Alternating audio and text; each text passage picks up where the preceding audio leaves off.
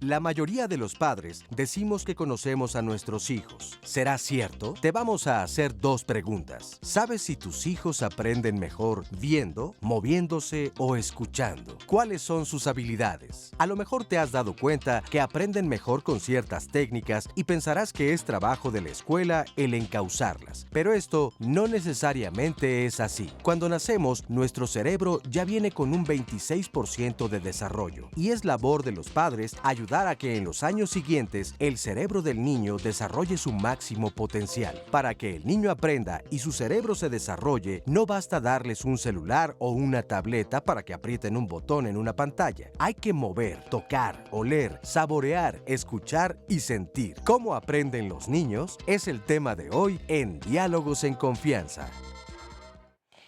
Muchas gracias por estar con nosotros. Bienvenidos, bienvenidas a Diálogos en Confianza.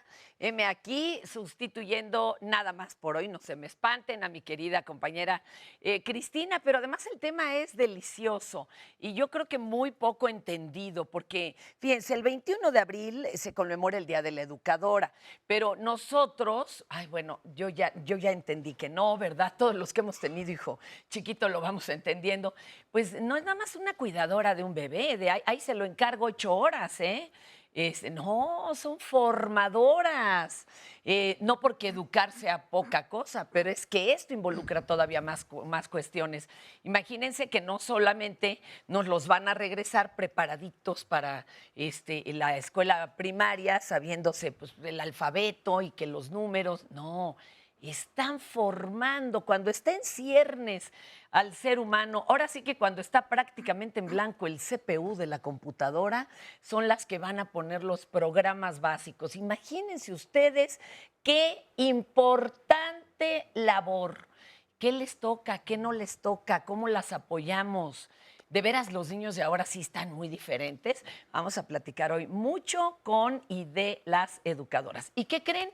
Hablando de que solamente cuestiones leídas o vistas no nos ayudan, sino que hay que tocar, sentir, oler todo, mandamos a Sandrita a un súper lugar que es el Museo del Papalote, que está totalmente renovado. ¿Cómo estás, Sandra? Muy bien, Fer, aquí ya muy contenta. Qué mejor lugar, como bien dices, que el Papalote Museo del Niño para un tema como el del día de hoy. Estamos aquí en la segunda sección del Bosque de Chapultepec, en la entrada del museo, ya listos para al ratito entrar y ver todo lo que ahí adentro sucede, todo lo que los niños pueden experimentar y a partir de esta experiencia de moverse, de tocar, de sentir, de hacer propia la experiencia, aprender. Así que vamos a mostrarle aspectos de este museo a lo largo del programa y también vamos a conversar, vamos a platicar y entrevistar a algunas maestras, a los papás, vamos a ver qué están haciendo los niños, de qué manera aprenden dentro de este museo y bueno, como siempre, como todos los días, los invitamos a participar con nosotros, con sus opiniones, con sus preguntas. Recuerde que estamos completamente en vivo, que nos puede seguir a través de Facebook Live y dejar ahí sus comentarios durante toda la transmisión, pueden ver el programa por este medio, también nos pueden seguir a través de la página de internet www.canal11.mx/diálogos, nos puede llamar vía telefónica, nos puede mandar un tweet, así que vamos a estar comunicados todo el programa, Fer, yo aquí, tú allá, pero listísimos para el tema. No, y aprendiendo todo aquello para lo que les sirve semejantes ejercicios. Digo, uno piensa que está pues de balde, ¿no? El empujar el carrito y elegir, eso todo tiene alguna conveniencia, vamos, alguna estimulación y ahorita lo vamos a ir aprendiendo. Gracias, Sandra, regresaremos contigo. Sí, muy amable. Estamos. Muchas gracias. Y bueno, tengo ni más ni menos que a nuestras especialistas, a Esther Helfon Yedid, psicóloga especialista en desarrollo infantil, directora y fundadora de Trepsi, Centro de Alternativas Infantiles. Sandra y yo ya estábamos haciendo la lista de canciones que nos aprendimos, qué bueno. yendo con las chamacas, ¿verdad? También está María Elena Pineda Carrillo, profesora de educación preescolar, licenciada en educación media en el área de pedagogía, con maestría en planeación educativa, jefa del área de investigación en la Escuela Nacional para Maestras de Jardín de Niños. Bienvenida. Gracias. María Elena y Mercedes Montaño Silva. Gracias por estar aquí. Ella es profesora de educación preescolar. ¿Cuál sería el papel de las educadoras en la primera infancia? En sus palabras y también con peras y manzanas para nosotros los que no somos teóricos del tema. ¿Quién nos... Usted, adelante, Bien, maestra. el papel de la educadora resulta relevante en función de que debe tener una preparación importante sobre el desarrollo del niño. Entonces, esto va a permitir que la educadora sea mediadora en el aprendizaje. ¿A qué me refiero con mediadora? Que debe diseñar ambientes de aprendizaje que le permitan al niño desenvolverse en un ambiente de confianza, que le dé seguridad, donde él pueda interactuar con sus iguales, donde tenga la posibilidad de relacionarse con otros adultos que no son sus padres y que esto lo vaya orientando a identificarse como persona, a tener una identidad. ¿Y qué requisitos académicos tiene una educadora? Pues bueno, yo creo que tienes la formación. Anteriormente, pues nada más estudiabas los 4 años, ahora ya es con la licenciatura.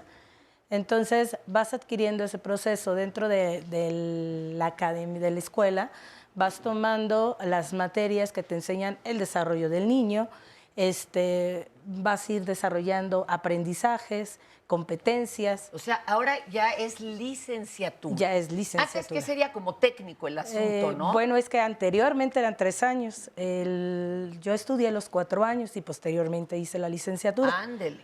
Okay. Pero a mí me tocó, bueno, yo ya tengo 30 años de servicio y bueno, cuando me tocó estudiar, pues yo estudié los 4 años, no había Se licenciatura. antojaba muy fácil, ¿verdad?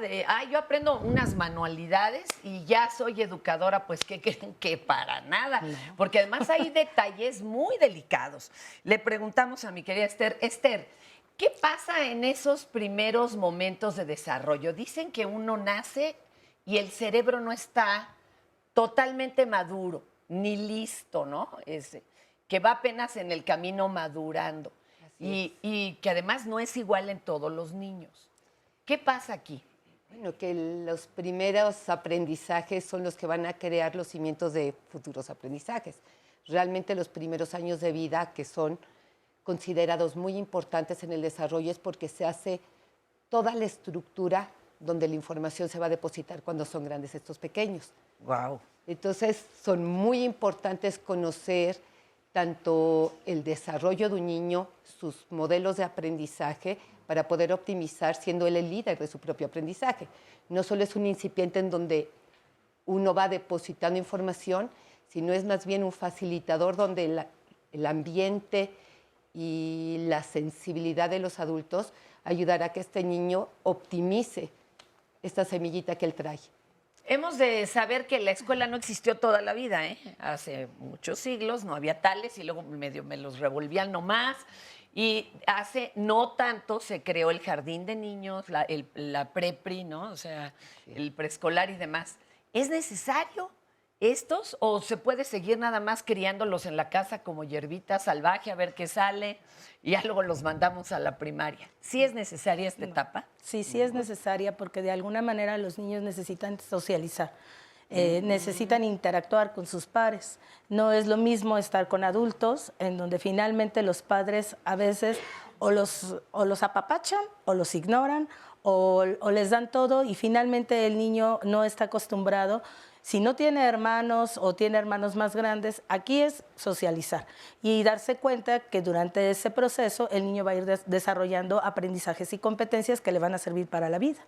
Es tan curioso verlos cuando muy, muy chiquitos, cómo no socializan como tal. Están juntos en el salón, pero todavía no hay intercambio. Y cómo de repente algo pasa y brota, ¿verdad? Sí. Ahí los amigos y los pares. Y algo muy importante en este trabajo con los pequeños es que en el jardín de niños se tiene un propósito educativo para el trabajo con ellos. Entonces, la importancia del jardín de niños es que la educadora en todo momento tiene un propósito educativo que permite el desarrollo de habilidades, conocimientos, actitudes de esos pequeños.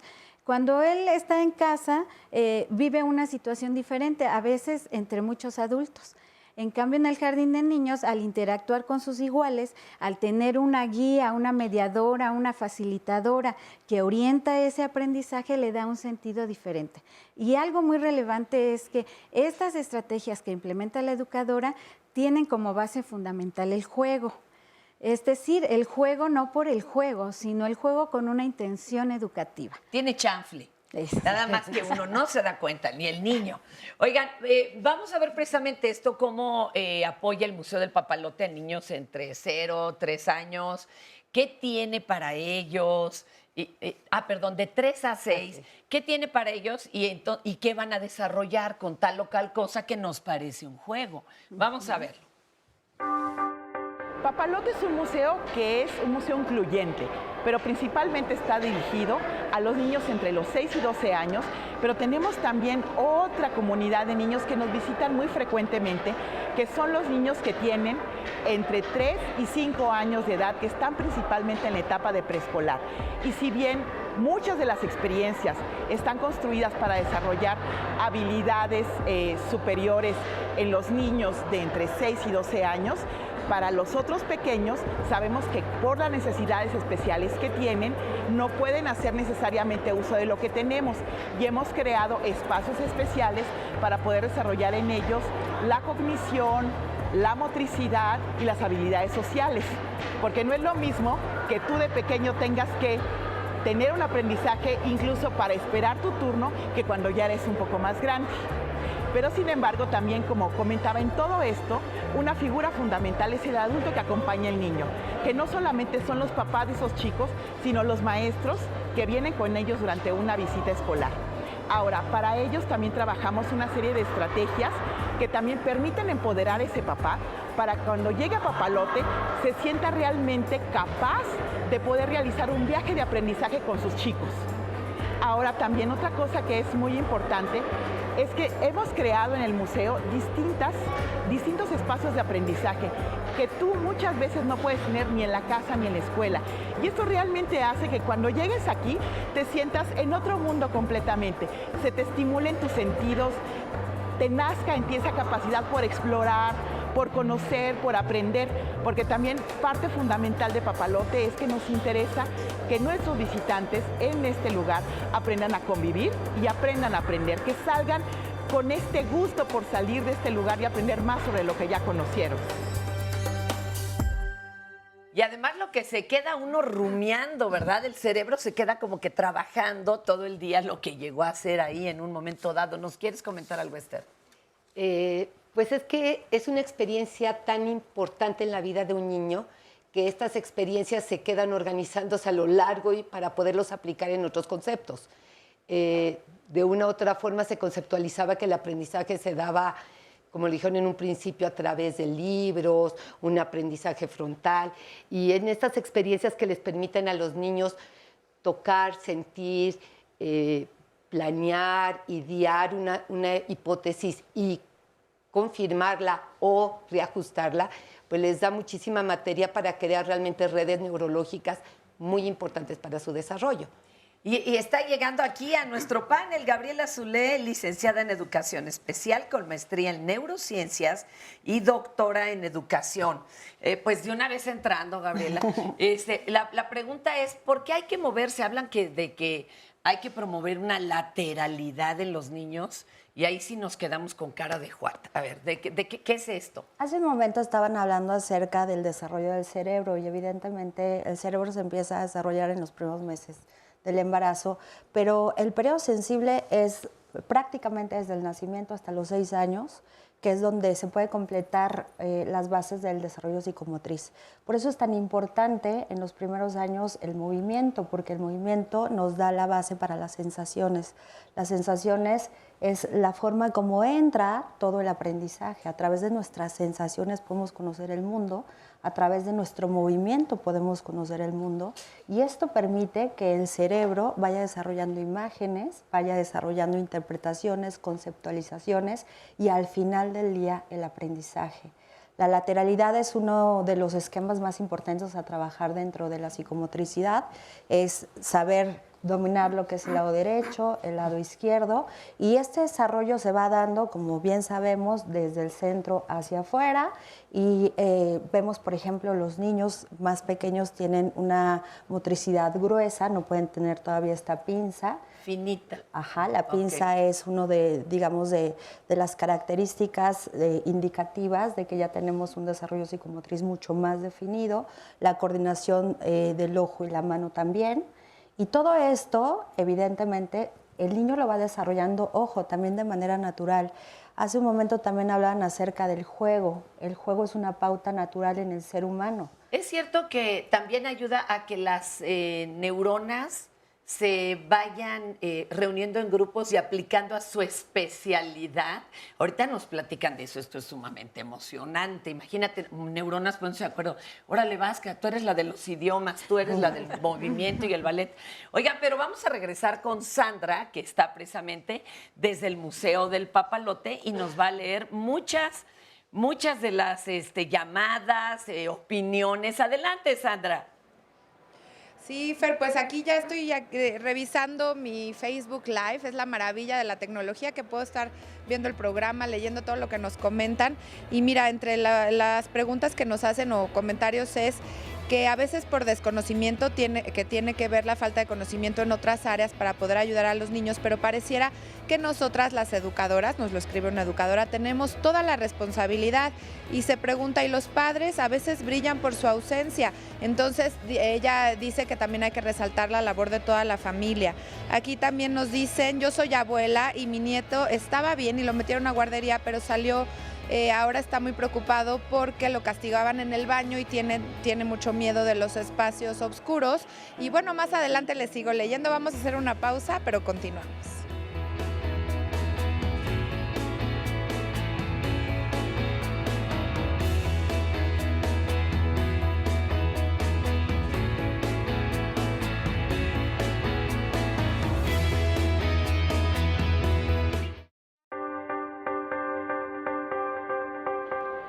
El propósito del museo para Papalote, realmente su lema es como esta parte fundamental en que nos habla de toco, juego y aprendo. Estamos conscientes de la importancia del juego en los niños y en su desarrollo, porque a través del juego ellos pueden ir desarrollando una serie de habilidades, tanto motrices como intelectuales, como sociales, que les van a permitir un desarrollo exitoso a medida que ellos van creciendo. Para Papalote es muy importante que este juego no solamente se realice con otros niños o con su propia familia, sino que es importante que los adultos participen también en este juego que se lleva a cabo en Papalote. Por eso ellos no están fuera de este museo, sino que sabemos que son un componente esencial para que ese juego se pueda transformar en aprendizaje, porque está comprobado que cuando los adultos se involucran con los niños, hay más oportunidades de que estas experiencias que viven en el museo, que pueden ser sensoriales, que pueden ser de juego libre, con objetos, que pueden ser de juego con objetos, se vayan transformando cada vez más en experiencias significativas para estos pequeños. Ahora, en el museo hemos organizado cada uno de los espacios a través de 6 zonas temáticas, en donde te va a permitir a ti reconocerte, ya sea como niño o como adulto, que tú eres parte de muchas cosas en este mundo, que eres parte del universo, que en tu cuerpo también habita una comunidad de seres vivos, que también tú tienes una relación con todo lo que te rodea en el mundo, en tu planeta. Puede ser la naturaleza, pueden ser las plantas, los animales, otras comunidades. también estamos conscientes de la importancia de conectar a nuestros visitantes con esa otra comunidad que está en la ciudad y que muchas veces hemos perdido esa conexión con esa comunidad y por eso cada día más nos estamos volviendo más intolerantes y somos más violentos. Pero para lograrlo, sabemos que los niños tienen que establecer cada vez también vínculos más profundos con su familia, con la gente que los rodea, porque es gracias a esto que tú ahí logras tener un trabajo muy fuerte de autoconciencia y de construcción de identidad, que cuando tú sales fuera te va a ser mucho más fácil hacer esa empatía y esa conexión con tu comunidad, tanto de seres vivos, que son animales, plantas, etcétera, como de todas esas otras personas que viven en otras colonias y en otras ciudades. Pues continuamos aquí en el Museo Papalote, Museo del Niño, ya escuchábamos la información en la cápsula y también sigo leyéndoles algunas llamadas. Tengo aquí también a Sisma que nos va a platicar más, pero miren, un tema importante es el que nos plantean en redes sociales, Ali, que dice, la educación en los niños debería ser ahora a tan temprana edad, porque con el sistema educativo que han impuesto quieren que los niños desde los 3 años ya estén en preescolar y creo que desde esa edad es muy pronto para ellos. Ahorita ya, Fer, que las especialistas nos aclaren esta inquietud, esta duda, para algunos puede ser una edad ideal, tal vez para ella es muy pronto, a ver qué es lo que nos recomiendan ellas, pero también hablando de niños pequeños, de los menores de 6, los más pequeñitos que vienen al Museo Sisma, ¿por qué es importante que ellos participen y de qué manera lo hacen aquí en el Museo Papalote? Muy bien, buenos días. Aquí en Papalote tenemos muchas actividades para los niños pequeños y es importante porque ellos desarrollan sus sentidos, su motricidad fina, su confianza y tenemos muchísimas actividades para ellos, como está el patio de aventuras, donde hay una cocinita donde puedes participar, juegan a la cocina, juegan donde está atrapa el agua, le enseñamos un poco del agua pluvial. Tenemos el rincón de las ballenas, también donde les encanta a los niños porque les encanta escuchar cantar a las ballenas. Y aparte de que generan eso, tenemos uno de los más íconos de Papalote, que es el monstruo come pesadillas. El monstruo come pesadillas ayuda muchísimo a los niños en su confianza, a decir sus miedos a sus papás, dibujan, lo dicen, y cuando meten la carta al monstruo come pesadillas, ellos piensan que ya no va a aparecer esa pesadilla y se van con mucha confianza. Y tenemos una actividad donde ellos hacen su propia capa de superhéroe, con superpoderes. En la parte de arriba, la zona maker, hacen su capa de superhéroe y se la pasan muy, muy, muy padre. Por eso es muy importante venir. También los niños hay laboratorios donde pueden desarrollar experimentos. Les incluimos como ese método científico a los niños para que ellos puedan desarrollarse. Y por qué no buscar una profesión, una vocación desde pequeños. ¿Y esto lo hacen en compañía de sus padres, de la familia, o también les fomentan la independencia desde que son tan pequeñitos? Hay actividades donde fomentamos las dos. De preferencia siempre nos piden que el papá participe con el niño para que se genere un lazo de confianza y siempre están los papás al pendiente. Hay actividades como compra inteligente donde los papás a veces no pueden participar, pero los niños se hacen independientes y compran de manera adecuada sus saludables, sus compras y juegan muy, muy padre con los papás también. Nos ha tocado ver papás que se la pasan riendo a carcajada con sus hijos y es muy bonito. Muchísimas gracias, Sisma. Pues muy interesante, Fer, ¿cómo ves? Aquí los más chiquititos se divierten, los grandes también. Y bueno, se quedó pendiente esta duda sobre la edad preescolar. ¿Cuál es la mejor etapa para iniciar la etapa escolar en los pequeños? Muchísimas gracias, mi querida Sandra. Tú nos querías contestar. ¿Cuál es la mejor edad? Bueno, mejor edad como tal no podríamos hablar de una mejor edad para el ingreso. Como receta, ¿no? Como receta, exacto. Más bien tendríamos que hablar de procesos del desarrollo. En los centros de desarrollo infantil, por ejemplo, de la Secretaría de Educación Pública, se reciben niños desde 45 días de nacidos, pero hay todo un equipo interdisciplinario que da atención educativa, educadoras, psicólogos, pedagogos, trabajadores sociales y nutriólogos, que permite que el niño desde el nacimiento, retomando estos procesos del desarrollo cerebral, tengan esta estimulación que favorezca los aprendizajes. No podemos decir que el niño llega como una tabla en blanco, sino que él ya trae conocimientos, ya trae habilidades. ¿Qué hay que hacer? Hay que favorecer el desarrollo de esas habilidades. Entonces, los ambientes de aprendizaje que se diseñan ahí permiten que el niño tenga esa interacción. por ejemplo, el hábito de la lectura se puede favorecer desde edades de lactantes. Cuando le leemos al niño, él nos escucha, cuando narramos un cuento, cuando hacemos gesticulaciones, movimientos, entonces él va aprendiendo que hay objetos, hay elementos que le permiten interactuar y tener una visión más amplia de este mundo que le rodea, porque él está explorando. A mí me decía una directora de un Montessori, porque a mí ya me urgía llevarles, ¿no? Al bebé, pero ahí no había para 45 días y demás. Me dijo, mire, aquí tráigala cuando se le acabe su casa. Y le digo, ya se le acabó. Desde hace un buen rato, ¿verdad? Está muy chiquito el departamento y hay puro viejo. Y como yo crecí entre muchos viejos, le dije, eso sí está rudo. ¿Nos querías tú a completar Sí, esto? yo quería comentarles que a mí me parece que la edad precisa para integrar a un niño a preescolar depende también mucho de la situación social y económica de un país. Los estudios nos dicen que ahora la mejor estimulación que se recomienda es en casa. El desarrollo de la educación nos ha indicado, por ejemplo, en Dinamarca, que es uno de los sistemas más avanzados educativos, dicen que los niños se tienen que ir a la escuela hasta los 6 años prácticamente, ¿no?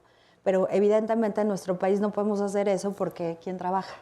En Dinamarca tienen becas importantes, tienen subsidios importantes, pero está verdaderamente comprobado que la interacción en la familia, en el entorno familiar, resulta ser mucho más estimulante que en un centro escolar. Claro que tenemos que hacer todo lo posible para que nuestra adaptación cultural, los niños tengan todo lo necesario para poderse desarrollar, no solo socialmente, y esto también retomando el tema del aprendizaje. Se dice en teoría del aprendizaje que hay 3 tipos de aprendizaje, que es el repetitivo, cuando tú tomas el aprendizaje, lo comprendes y lo aplicas. El segundo es el aprendizaje significativo, cuando tomas esta información, tomas información que tenías anteriormente y completas otro conocimiento. Y el tercero es el repetitivo, el que moldeas, el que ves y lo repites. Estos 3 tipos de aprendizajes, todas las personas que nos dedicamos a la educación, desde el primer momento que recibimos a un niño, lo tenemos que estimular. ¿Cómo? Dándole elementos significativos, emocionales, dándole a comprender al niño en el entorno lo que le estamos dando, de tal manera que no sea solo un aprendizaje de memoria. Y también en el modelaje me refiero al tema de cómo actuamos nosotros como adultos y las pautas, sobre todo de valores que les queramos enseñar. Hijo, es que ahí es donde entramos en la complejidad, ¿verdad? Porque ahí entonces empieza un asunto también de que las educadoras tienen que ser el mejor ser humano posible, sí, porque están empapando a estos pequeños la mayor parte del día. Vamos, primero le agradezco a nuestro público, ahorita iremos a platicar por allá, no se me desesperen, es que estamos ahorita como asentando el asunto teórico, ¿no? Oigan, pero tampoco, no todos aprenden igual, no todos aprendemos igual. Sé que hay quien escucha, quien toca. ¿Estas formas de aprendizaje cuáles son? Bueno, las formas de aprendizaje son visual, auditivo, motor, son las más básicas. Cuando nos dicen kinestésico, que es tocar, ¿no? Motor. Es el motor. Sí, es el movimiento. Sí, es como aprenden los niños. Entonces, nosotras como docentes, pues eso lo vamos a ir observando desde un principio en nuestro diagnóstico, cómo es que van aprendiendo nuestros niños. Entonces, es un mito que todos aprendamos de la misma forma. Siéntate y repite. No. Claro. Hay a quien eso no le funciona. No, claro. No, por ejemplo, acá dentro de preescolar, por eso es muy importante trabajar por pequeños grupos, porque le da la posibilidad a los niños. Y hay niños que, pues uno dice, no me está escuchando, no me está atendiendo, y resulta que anda brincando y es de los que más participa o es de los que más dice. Entonces, su forma de aprender es diferente, ¿no? De acuerdo. Entonces, sí tiene que estar uno como que encauzándoles ese aprendizaje. Así es. Porque es que estamos normalmente después... Aquí muy padre, pero nos mandan a la primaria y la cosa ya se amuela, ¿no? Como que es todo nada más aprende y repite o como si nos estuvieran nada más amaestrando. Oigan, mitos de las educadoras. ¿Son nada más cuidadoras? No. No, por supuesto. ¿No? En el jardín de niños se la pasan nada más jugando. Bueno, pero si el juego tiene un objetivo, el juego realmente se convierte en algo muy significativo. Porque en esto del juego, como decías, el niño está integrando no solo los estilos de aprendizaje, sino las asociaciones y solución de conflictos que el niño puede tener. Entonces va organizando todo su saber cognitivo a través del juego. Otro de los mitos es que los niños ya traen la motivación dentro, que nomás la encausan ustedes. O si hay que sacarla o hay que hacerla por fuera. Yo creo que les tenemos que poner retos y desafíos. Si a un niño no le ponemos esos retos y no tiene la posibilidad de esos ambientes de aprendizaje que comentaba la maestra, pues el niño evidentemente, pues ¿cuál va a ser su motivación? Entonces uno tiene que generar esos ambientes de aprendizaje y buscar esas estrategias, ¿no? Crearle situaciones en donde el niño reflexione, en donde el niño realmente tenga un conflicto y bueno, él pueda indagar y pueda resolver, ¿no? Okay, yo quería aportar una cosa, el tema de las educadoras, de veras, a veces se soslaya mucho el enorme trabajo que hacen. Porque hablando del aprendizaje kinestésico, el visual, el auditivo, ¿qué pasa cuando tienes a 10 niños con diferentes canales de aprendizaje? Es que debe de ser enloquecedor. Claro. Entonces, el reto de la educadora es hacer actividades, dinámicas, ambientes que pueden integrar a todos los tipos de aprendizajes y que sean estimulantes para todos los niños. Un niño por inercia juega, un niño por inercia quiere aprender, pero si el adulto o la educadora o el educador no le da estos elementos, el niño no se siente motivado. Que la motivación es el motor a la acción. Entonces, ¿qué tenemos que hacer? Evidentemente, ¿qué es lo que más le llama la atención a un niño? Jugar. Entonces, si yo le planteo la posibilidad de jugar de acuerdo a los canales que él quiera, va a estar aprendiendo y no va a estar en la anterior escuela de cállate y siéntate, yo te voy a mostrar lo que es el alumno receptor, el maestro emisor, pero en un proceso educativo totalmente pasivo y a corto plazo. Cuando hablábamos, creo que es importante que la información que maneje la educadora sea significativo para el niño. Entonces ahí la observación tiene que ser muy sensible para ponernos en sintonía con lo que él trae. Una vez que nosotros hacemos eso, podemos pues estar también interesados. También está el nivel de atención, ¿no? Claro. Porque al principio es mínimo. Claro, aquí es muy importante resaltar precisamente el papel de la educadora porque debe tener un conocimiento muy importante sobre los procesos del desarrollo infantil, porque no solamente es tener una diversidad de pequeños que son kinestésicos, audiovisuales, etcétera, sino que además tiene pequeños a su cargo que tienen discapacidades o que tienen otras culturas, historias de vida incluso. Sí. Entonces, la educadora debe ser investigadora de su propia práctica y de los ambientes que diseña para poder evaluar qué está pasando en el aula y a partir de eso reflexionar y mejorar. Pónganos un ejemplo práctico que les haya tocado en donde sí haya requerido que le investigaran. A ver, alguna alumna, algún alumno que no estaba dentro del mismo costal, ¿verdad? Claro. Bueno, yo quisiera referir, en el caso, por ejemplo, de nosotros que formamos educadoras, tenemos muchos ejemplos. Uno de ellos, y el más común en la actualidad, es cuando etiqueta a la gente, a los niños, si son hiperactivos, ¿verdad? Sí. Que sin tener la evidencia lo refieren así. Entonces es un niño que se mueve, que va, viene, y entonces la educadora tiene que estar muy atenta para saber cuál es el proceso que está viviendo el niño y cómo diseñar actividades diferenciadas. Es decir, la educadora tiene que tener conocimiento sobre planeación. Ella planea situaciones a través de metodologías que le permitan tener esta diferenciación. Ya mencionaba la maestra en pequeños equipos. Hay diversidad, incluso podríamos hablar de que el aprendizaje en estas metodologías entre pares va a favorecer la regulación de emociones. Pero también hay maestras que se desesperan, y maestros, ¿no? O sea, educadores, que pues es que pasas 10 horas con 35 niños pegando gritos, te empieza a poner violento. Ahorita nos van a decir qué se hace ahí. Y estamos nuevamente enlazados con mi querida Sandra, que nos tiene llamadas, comentarios, a ver qué retomamos también de ahí. Adelante, mi querida Sandra. Sí, aquí estoy, Fer, aquí leyendo todos los tweets. Miren, por ejemplo, nos dicen en el Twitter, ahí está el punto en que los chicos van a la escuela a ser instruidos y no educados. Ella dice que la educación se da en casa, esa es su opinión. Hay quienes dicen que son ambas partes muy importantes. También en el Twitter nos dicen que algunas personas no consideran ni toman en serio el jardín de niños o esta etapa y que es muy importante. También en otro comentario nos dicen las educadoras ponen su experiencia y su trabajo, pero los padres deben cooperar. También es trabajo en equipo. También nos preguntan en el Facebook Live cómo afecta a un niño que los padres los presionen para aprender lo que no deben a su edad solamente porque la hija de la vecina o el hijo de o otro compañerito ya logró ciertas cosas, y dice, conozco mamás así que viven así su vida frustradas porque su hijo no ha logrado lo que otros ya, y que cómo afecta esto. Y también otra persona nos dice que no, bueno, ahorita regresando les sigo haciendo preguntas, pero quedan al aire para que nos las respondan allá los invitados, Fer, las especialistas. Regresamos rápido.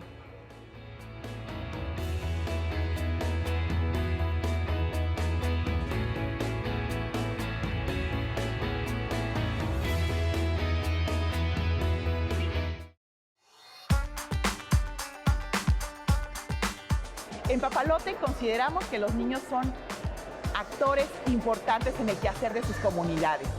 El gran mensaje que Papalote le quiere transmitir a todos sus visitantes es: hay una estrella en ti. ¿Por qué? Porque consideramos que los niños son un agente de cambio, tienen talentos, tienen una gran fuerza transformadora, que no solamente es capaz de formarse para tener un mejor futuro, sino también un mejor presente. Muchas veces nos falta escuchar más a nuestros niños, porque ellos tienen cosas valiosísimas que comunicarnos para hacer un mejor país.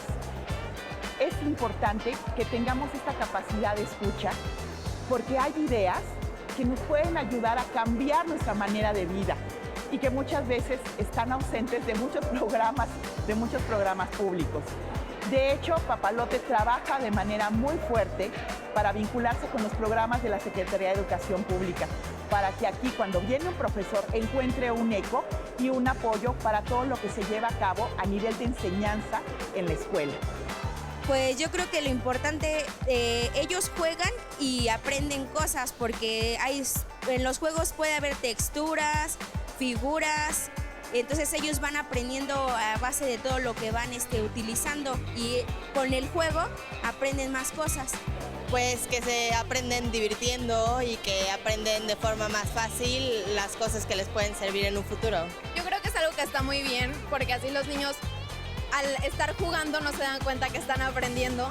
Entonces, funciona muy bien para los niños, por ejemplo aquí en el Papalote, donde están aprendiendo y realmente ellos no se están dando cuenta. La importancia del juego en los niños es porque así pueden desarrollar habilidades cuando son adultos, o inclusive para saber a lo que se quieren dedicar. Además que a través de las actividades lúdicas ellos pueden ir aprendiendo, pueden ir conociendo más sobre el mundo que los rodea e ir sobre todo experimentando y creando ideas que van a poder ayudar al desarrollo del país. Ahí estamos viendo muchas de estas opciones al pasear, por ejemplo, en este caso en el Papalote Museo del Niño. Se quedó pendiente una pregunta, chicas. Ustedes nos la pueden contestar. Gaby, no sé quién, de las que nos dejó hechas Sandra antes de partir a la pausa. Vivimos en una época donde por primera vez tenemos mucho desarrollo tecnológico, educativo, pedagógico, tenemos 10,000 alternativas, tenemos 10,000 investigaciones, pero es la época donde nuestros niños tienen más conflictos y donde vivimos con niños estresados, con niños con agruras, con situaciones que tienen que ver mucho con la expectativa que los adultos le ponemos a ellos. Y me parece que también hay que respetar la pauta natural de un niño y no sobreexplotarlo en la demanda que estamos teniendo hacia él. He tenido la experiencia de niños que tienen 2 años y ya van a escuelas de idiomas y se les está pidiendo que hablen 2 o 3 idiomas porque hay oferta de eso. Y me parece que es una enajenación, es una neurosis de parte de los papás más que necesidad de los niños, porque también hay aprendizajes a corto plazo y que por mucho que les enseñes 10,000 idiomas, al no ser útiles o al no ser aplicables en la vida diaria se olvidan. Oye, pero las mamás, papás que viven frustrados porque algún niño en el salón, bueno, ya sabe hasta dividir, y tu niña, tu niño, híjole, pues escasamente cuenta múltiplos de 10. O sea, ahí hay que tener paciencia, se les lleva a hacer algún estudio. Les digo porque a mí me tocó vivirlo. Y llevamos a la niña, no saben, le mandaron 20,000 estudios y estaba absolutamente normal. O sea, yo quisiera retomar la realidad, esa como desvinculación de la casa y la escuela. Yo creo que la escuela tiene parte también muy importante de involucrar a los padres para poder observar a su niño y mirar no solamente si sabe los números o no lo sabe, ¿por qué no lo está sabiendo? ¿Qué cosas no lo están motivando para que el niño le haga el clic? Porque a veces es un aprendizaje, una información tan lejos de su vivencia diaria que los padres tampoco lo están estimulando en casa.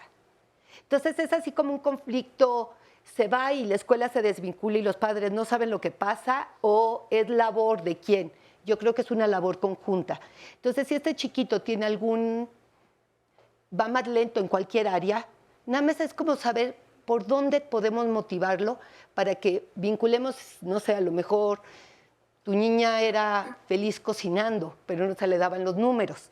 Y entonces esta habilidad sensorial, el hacer, pudiera decir, bueno, vamos a contar.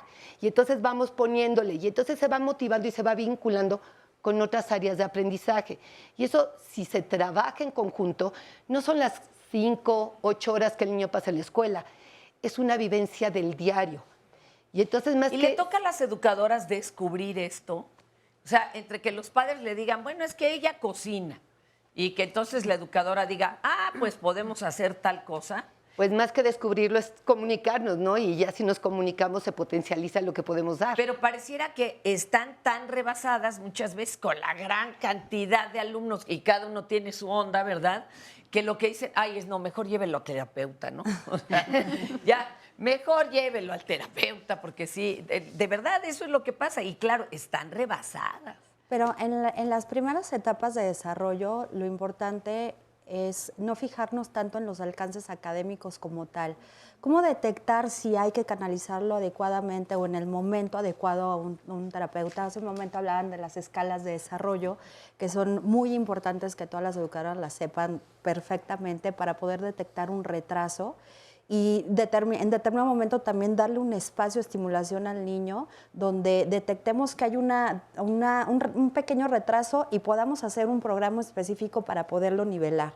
Si después de este trabajo específico no se niveló, evidentemente es necesario encauzarlo para una terapia de apoyo, pero muy importante no hacerlo como primera instancia, como últimamente lamentablemente lo hacemos, que todo es a través del psicólogo y esta desvinculación en la comunicación padres, maestros, en ocasiones los papás depositan a los niños en la escuela y dicen, bueno, pues ahí me lo educan y ahí ustedes se enteran y yo no sé nada, y esperando que se hagan parte de todo este proceso cuando tiene que ser mano a mano, familia con autoridades escolares, con las maestras, con las personas también que cuidan a los niños, porque a veces tenemos también la generación de los padres que están trabajando todo el tiempo y salen y son cuidados por los abuelitos o por alguien externo.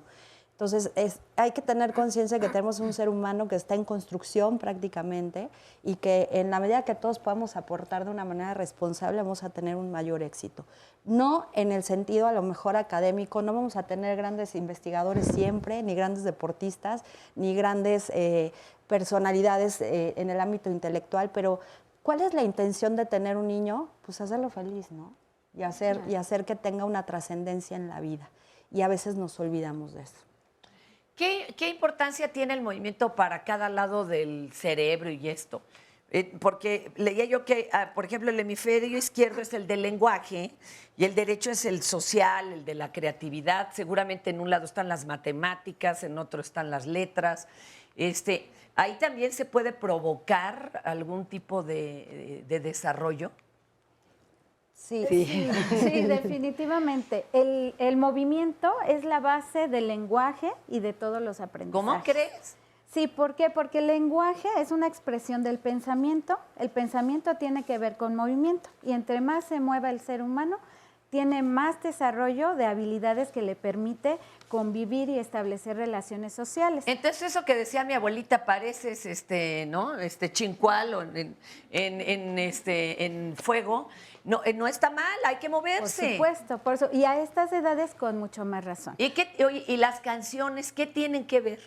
Bueno, porque la música no solamente te estimula varias áreas del cerebro, como lenguaje, matemáticas, movimiento, expresión, son muchas cosas. Es un lenguaje que nos conecta además con placer, porque hace ratito que decía Gaby, hay que hacer feliz un niño, pues no solamente es hacer feliz porque jugamos y la paso bien, ser feliz es sentirme que soy capaz de hacer cosas. Y entonces ligándolo un poquito con lo de la terapeuta, tengo problemas en el habla, ya no tengo un retraso significativo. No poderme expresar correctamente, pues no me da la seguridad de poder sociabilizar, aprender y comunicar lo que siento. Y entonces este chiquito, en vez de estar feliz, está atrapado. Entonces sería un diagnóstico importante de tener qué es lo que le está atrasando. Es una inmadurez, es un tono muscular, es falta de experiencia, falta de estímulos. Y entonces cuando se detecta a tiempo y se le da la información correcta a tiempo, este chiquito al sentirse competente es un chiquito feliz. Y al ser feliz puede cantar, puede socializar. Y cada vez más, siente más seguridad. Claro. Oye, claro. ¿y qué pasa si en la casa no se escucha música? Porque hay casas silenciosas de que tendrán la telenovela, pero no música. Pues por eso es muy importante en la escuela, ¿no? Que el niño tenga esa posibilidad. Algo que, por ejemplo, han quitado en preescolar es cantos y juegos, ¿no? Ya no hay. Entonces ahora nosotras pues lo damos y eso es algo súper importante, en donde el niño ¿Por qué lo retiraron? Pues están retirando, hay muy pocos maestros de música. Quienes damos eso somos las docentes. Y pues ahí nos tomamos de diferentes pues estrategias de música, o sea, no somos músicas, pero pues tenemos que saber. ¿Y qué pasaría si un niño, por cualquier situación, no pudiera crecer junto a pares de edad, de todo, que de veras estuviera rodeado de pura gente mayor? ¿Qué hace? ¿Deprime? ¿Frustra? No, se adapta.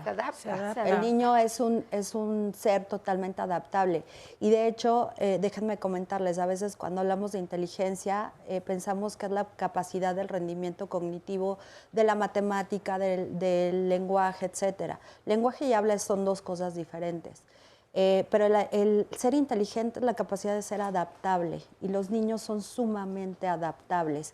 Muchas ocasiones lo que hacemos es limitar su capacidad intelectual en esta expectativa, en lo que pensamos que deben hacer o cómo deben actuar. Retomando rápidamente el tema del ritmo, ¿por qué utilizamos música? ¿Por qué utilizamos movimiento? Porque para todo necesitamos ritmo. Para respirar tenemos un biorritmo, para hablar tenemos un biorritmo, para caminar tenemos un biorritmo. Un niño con discapacidad tiene el ritmo alterado. Entonces, por eso una de las formas de poder equilibrar o poder desarrollar el sistema neurológico es a través de la música, a través del movimiento. ¿Qué sucede cuando un niño crece con adultos? Pues bueno, tiene un sistema diferente de pensar, digamos, tiene una adaptación diferente, pero en el momento que llega a un ámbito de niños, pues es niño. Se siente ahí, ok. No sucede nada. Es importante también resaltar, esta pregunta es muy buena porque ahora las mujeres son mamás a más tardía edad y entonces se preocupan de, híjole, entonces yo ya no puedo estar arrastrándome con el niño y saltando, y entonces, ¿cómo le va a afectar esto?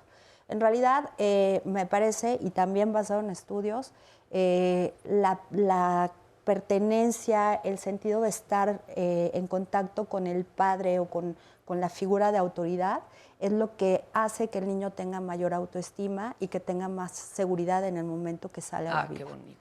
Y me gustaría también mencionar en este sentido que el canto por el canto tendría que repensarse. Es un sistema, la música, un sistema métrico incluso. Y entonces cuando lo relacionamos el canto con el movimiento, con la socialización, el niño está aprendiendo en diferentes áreas que le permite resolver problemas, le permite el desarrollo del lenguaje, le permite aprendizajes significativos. Por ejemplo, la música, al ser un sistema métrico, él está aprendiendo cuestiones de pensamiento matemático, ¿no? Cuando decimos 1, 2, 3, hacemos un espacio. Entonces, eso son habilidades del pensamiento matemático de espacio y de tiempo. Entonces, por eso las actividades musicales cobran tal relevancia en los jardines de niños ojalá y que no a esta edad. Sigan obviando, ¿verdad? Ahora que estamos tan escasos de cultura y de arte y todo esto. Oigan, rápidamente, la tecnología, abrumador, ¿no? Así, esta abrumadora avalancha de tecnología, ¿llegó para apoyar o la verdad es que como uno piensa los distrae? Porque ahora ya hay juegos hasta para muy chiquitos, ¿eh? De entre 3 y 6 años, uno pensaría que no. Y claro, hay unos educativos y otros no. ¿Qué tal? ¿Ayuda, no ayuda? ¿Las pasó a ustedes a molar o les ayudó? Yo creo que aquí el problema es que se utilice, pero no en exceso, porque muchas veces los niños pasan tiempo en la escuela, probablemente si tenemos nosotros las herramientas dentro del aula, pues se utilizan, pero si no las tenemos, pues seguimos utilizando lo que tenemos y el niño tiene otra gama de posibilidades. Pero ¿qué pasa cuando llega a casa? Es nada más depositada a la tablet y la tablet pasa a ser una guardería para el niño. Ese es el problema. Lo que pasaba con la tele. Ajá. Pero ¿y esto es perjudicial o le proporciona algo? Porque ya ve que dicen, no, que el videojuego y que la coordinación y que así entrenan a los astronautas. O sea, ¿qué pasa? Hay estudios que sí han revelado que ayuda mucho a la coordinación visomotora. Sin embargo, en el tema, por ejemplo, de contenidos, es importante analizar qué contenidos le vamos a dar a los niños. Hay un estudio que se hizo recientemente en Estados Unidos donde dice que programas como Nickelodeon y Disney Channel no son confiables ni son recomendados para niños menores de 7 A ver, ahorita 8 nos años. platicas más, ¿te parece? Sí, espérame tantito. Vámonos con Sandra, que tiene mucho más. Seguimos, Fer, aquí en el Papalote Museo del Niño y hemos encontrado muchos niños que ya están participando de las actividades que hay, algunos acompañados de sus papás, otros vienen por parte de sus escuelas. En el caso de Blanca, ella viene de visita con la escuela primaria de su hija y también trajo a su hijo más pequeño. Blanca, ¿cómo se la están pasando? Muy bien, gracias. Muy bien. Oye, y cuéntame, de tus 2 hijos, me decías que ellos se han ido desarrollando diferente y aprenden diferente. ¿De qué manera has vivido esto? Pues, o sea, trato de convivir con los dos, al igual que aunque él es un poco más pequeño que la niña, trato de hacerlos que estén los dos juntos para que aprendan, se la sobrelleven los dos. Se acompañan. Dices que él es el más pequeñito y ha ido aprendiendo más rápido porque ve a la hermana, ¿verdad? Me platicas. Sí, así es. Oye, y aquí en el museo, ¿qué experiencia han tenido? ¿Qué esperan de su visita? La niña ya está allá con los amigos disfrutando, pero ¿qué les ha llamado más la atención de lo que han visto? Pues todo está padrísimo, la verdad. Todo está muy bien. ¿Qué piensas de que aprendan moviéndose?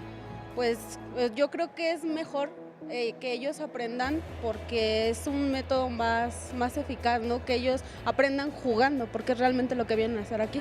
Jorge, muchas gracias por acompañarnos. También ahorita nos cuentas cómo te la estás pasando. Vamos a hacer una pausa. Regresamos.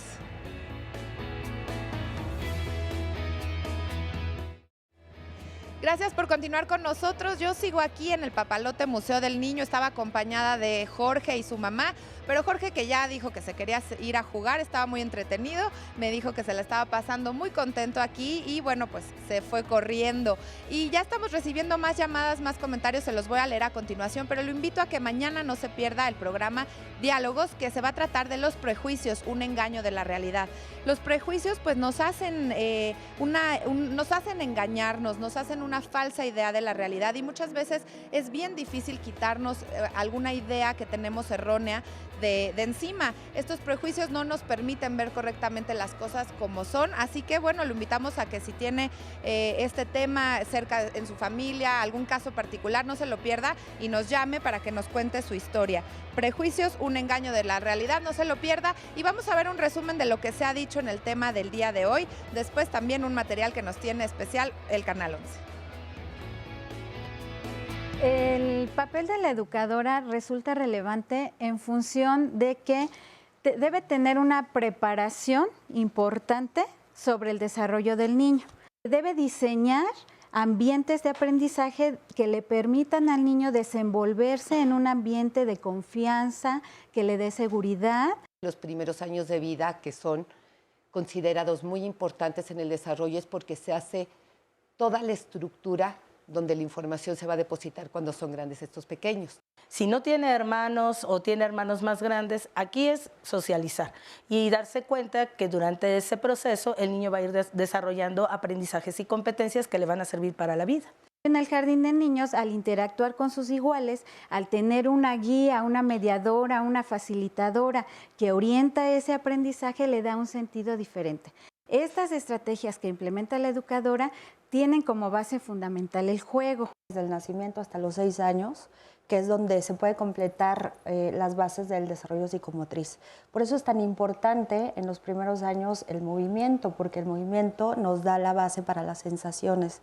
Las sensaciones es la forma como entra todo el aprendizaje. A través de nuestras sensaciones podemos conocer el mundo y esto permite que el cerebro vaya desarrollando imágenes, vaya desarrollando interpretaciones, conceptualizaciones y al final del día el aprendizaje. La edad precisa para integrar a un niño a preescolar depende también mucho de la situación social y económica de un país. Está verdaderamente comprobado que la interacción en la familia, en el entorno familiar, resulta ser mucho más estimulante que en un centro escolar. Todas las personas que nos dedicamos a la educación, desde el primer momento que recibimos a un niño, lo tenemos que estimular. Va organizando todo su saber cognitivo a través del juego.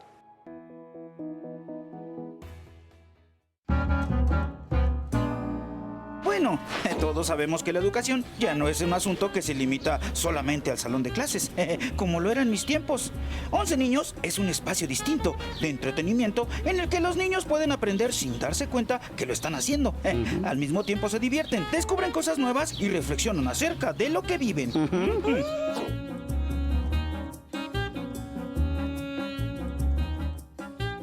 Yo pienso que un buen consejo sería que todo lo que aprendan intenten llevarlo a la práctica, morros.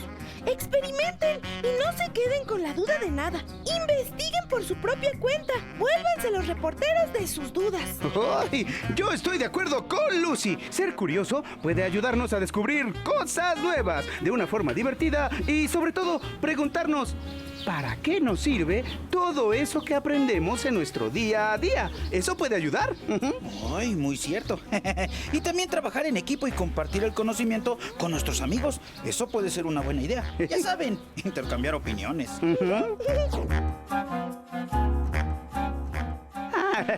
¡Ninguno! ¡Tienen que verlos todos! Cada una de las series se seleccionó con mucho cuidado e incluimos programas para todas las edades y gustos. Todos los horarios de nuestras series pueden consultarlos en www.onceninos.tv. Muchísimas gracias a nuestros amigos de 11 Niños, ahí los estaremos siguiendo, a nuestros hijos les encantan. Y bueno, pues continuamos hablando de los niños y de su forma de aprender. Y hay varias inquietudes y llamadas del público, algunas abuelitas que siempre se hacen presentes preguntándonos y comentándonos, como esta abuelita que nos dice que tiene un nieto de 3 años y dice que su nieto todavía no habla. Su mamá también está preocupada, incluso ya fueron alguna vez a un doctor quien les hizo el comentario de que lo llevaran a convivir con más niños, pero este chiquito pues no tiene primos, en el espacio donde viven tampoco hay muchos niños y dice no hay forma realmente de que pueda convivir con personitas de su edad y también influiría el hecho de que alguien pudiera comunicarse bien con mi nieto. Dice que qué se debe hacer, qué le recomiendan los especialistas. Les repito, nos dice que tiene 3 años. Otro comentario nos dice María Martínez en Facebook Live: en preescolar tenemos a los más pequeños y hay gran atención de la familia, y al crecer esta atención va siendo cada vez más esporádica. La comunicación es esencial desde preescolar hasta la universidad. Hoy estoy muy preocupada porque se le ponen a los pequeñitos el celular, niños desde 3 años que cuentan con su propio teléfono y tablet, y a lo mejor se pierden estas habilidades comunicativas. También Lorena Román nos dice: las educadoras, para realizar su labor, necesitan conocer el desarrollo de los niños y las metas de aprendizaje de cada uno de los niveles. Y también en Twitter nos dicen: el juego es hoy privilegio que pocos niños aprovechan, ya sea porque se conectan al televisor, videojuego, computadora, etcétera. Estas son las inquietudes principales que nos están llegando hasta el momento. Fer, ¿cómo ves? De lo que nos plantean, mi querida Sandra, muchísimas gracias. Vamos a que nuestras expertas nos vayan ayudando con estas dudas. A ver, primero, niño de 3 años no habla y no hay pares de su edad en la familia, pero pues ya puede entrar a esa edad a la escuela. Ahora, ¿qué más recomiendan? A los 3 años ya estaremos hablando de un retraso en el lenguaje. Sin embargo, hace un momento hablaba acerca de la diferencia, hay diferencia entre el habla y el lenguaje.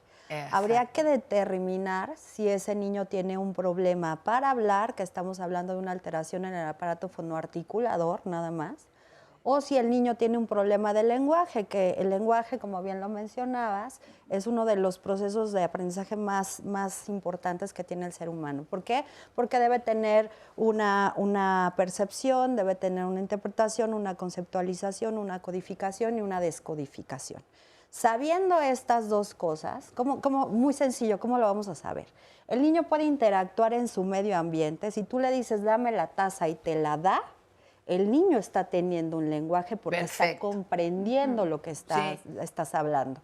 Sin embargo, si le dices taza y el niño a los 3 años no lo dice, entonces a lo mejor solo estamos hablando de un problema de habla, o tal vez podemos hablar también de un problema de mutismo infantil que puede ser selectivo. Entonces, habría que investigar primero, habría que hacerle un buen estudio a ese niño. Evidentemente, el tema de la estimulación con similares es importante, pero no es definitorio.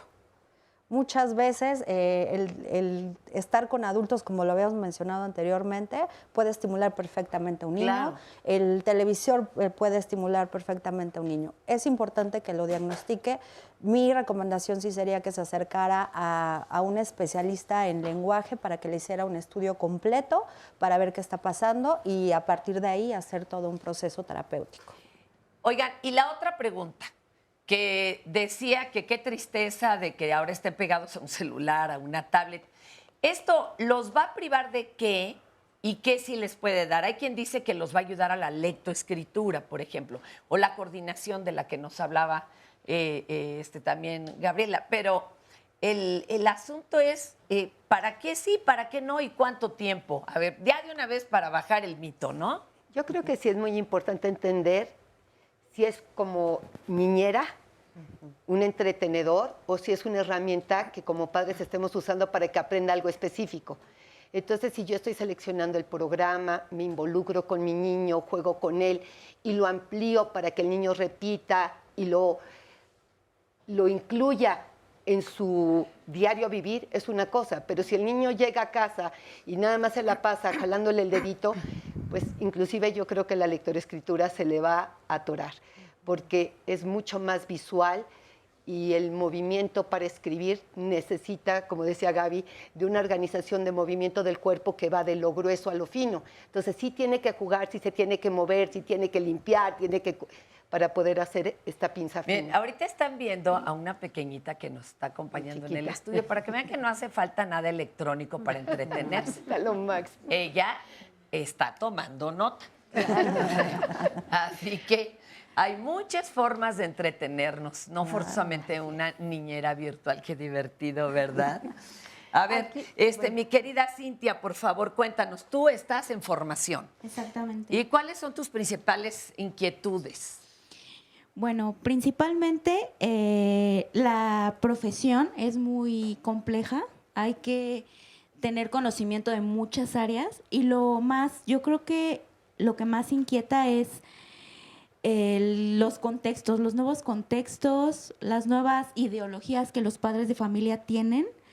Eso es muy complejo. Ahorita nuestra malla curricular nos exige que seamos investigadoras también, no tanto involucrarnos en las actividades o en planeaciones, sino a partir de esa investigación que hagas del contexto, de que obviamente incluye ideologías de los padres, etcétera.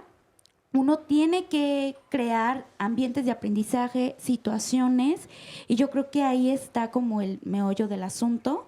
Yo creo que sí es como muy complejo, hay que encontrar como ese matiz exacto que lleve a los niños verdaderamente al aprendizaje. Y algo neutro en nuestro comportamiento, porque a lo mejor uno dice, primero Dios tal cosa, y a lo mejor ese niño no tiene ninguna referencia de un Dios, ¿verdad? Y cada vez esto pues se va haciendo más complejo, ¿no? Sí, exactamente. De hecho, muchos conocidos me dicen, ¿qué vas a hacer a la licenciatura? ¿Plastilina 1, palitos 2? No, bueno, para matarlos. Verdad, sí, es muy complejo. Yo creo que también la percepción que tiene la sociedad de las educadoras y la educación en general es muy separada de la realidad, por así decirlo. Claro. Claro, te digo, se les confundía con cuidadoras. Ay, cuídame al hijo. La bodega de, ¿no? Híjole, muchísimas gracias. Acá pasamos. Si nos puedes nada más cerrar el comentario de si ven un canal demasiado evolucionado para ellos, en donde, por ejemplo, la duración es más larga del contenido de lo que ellos pueden atender. ¿Esto les causa, nos decías, ansiedad? Puede causarles ansiedad. Recientemente se hizo un estudio acerca de los contenidos que mostrábamos a los niños y sobre todo haciendo hincapié en los contenidos que considerábamos educativos. Que uno como maestro, como padre, sienta y dice, bueno, son muñequitos, hablan de valores, está muy bien para mi hijo. Este estudio analizó la duración de los programas y se dio cuenta que la duración era demasiado extensa debido a que los niños antes de los 5 años tienen un periodo de atención mucho menor que los niños en edad escolar. Entonces, el no tener la secuencia del programa de principio a fin, el niño se perdía, podía causar ansiedad. Hay programas muy específicos, voy a hablar especialmente de Bob Esponja, que hay muchos niños que son fans de Bob Esponja. Y haciendo algún estudio acerca de bullying, nos dimos cuenta que este programa especialmente fomenta la violencia. Durante una sección de Bob Esponja se dicen decenas de insultos, de menosprecios. Entonces, pues sentamos al niño a ver eso y el niño está aprendiendo eso y lo ve como algo normal. Cuando llegamos a la escuela y el niño insulta, golpea, ¿de dónde salió esto? ¿No?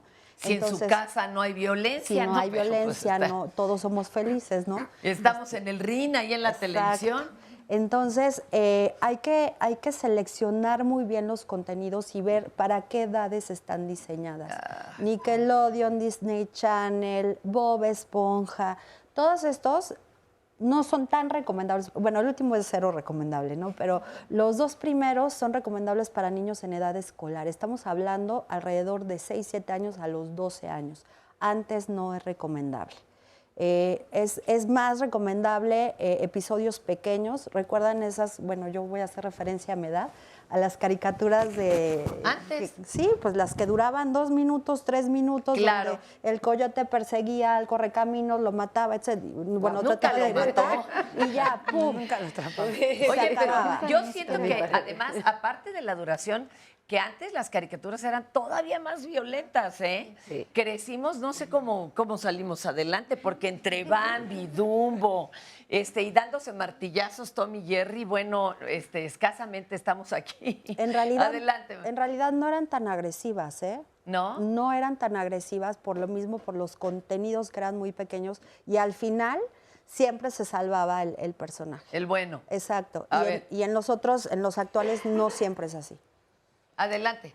Sí, esto tiene que ver también con el uso de las tecnologías. En su momento, pues, o sea, la televisión también es tecnología y en su momento el abuso de esa televisión también causó inquietud en padres de familia y en maestros. ¿Qué está sucediendo ahora? Que los niños que nacen son nativos digitales, es decir, nacen ya en un ambiente tecnológico. Por tanto, el docente y los padres de familia tendremos que valorar la orientación que se da para que los niños puedan hacer uso de estas tecnologías. Incluso la educadora, hacer uso de las tecnologías como recurso didáctico. Este recurso es muy valioso en los jardines de niños y a estas edades porque nos da una amplia gama del uso, no solamente para que el niño esté viendo lo que proyecta un cañón a partir de la computadora, sino el desarrollo de habilidades que le permita buscar información, que le permita hacer análisis de esa información. Entonces me parece que es no caer en el extremo de decir es todo malo o es todo bueno. Más bien es ubicarnos en tanto que con estos conocimientos que tiene la educadora, poder orientar a padres de familia y poder orientar su labor educativa dentro del aula. Gracias. Vamos rápido con mi querida Sandra. ¿Qué nos tienes por allá en el papalote? Pues precisamente, Fer, escuchando a las especialistas hablando de los recursos que existen para apoyar la educación y el aprendizaje, uno de ellos es la naturaleza, que también se encuentra presente aquí dentro del Museo del Niño. Y Hugo nos va a platicar desde su área qué importante es esto, ¿verdad, Hugo? Sí, claro. Bueno, el área en la que yo me encuentro es México Vivo y en específico ahorita estamos llevando a cabo la exhibición de Árbol Ramón y básicamente es para que los niños conozcan las interacciones que hay entre los seres vivos y sobre todo también la importancia de este árbol en las selvas húmedas y todo lo que implica un ecosistema, cadenas alimenticias y todo eso. No, pues está padrísimo y también acá atrás tengo una pared en donde hay preguntas y respuestas relacionadas a la naturaleza. Ahorita lo vamos a retomar después de esta pausa.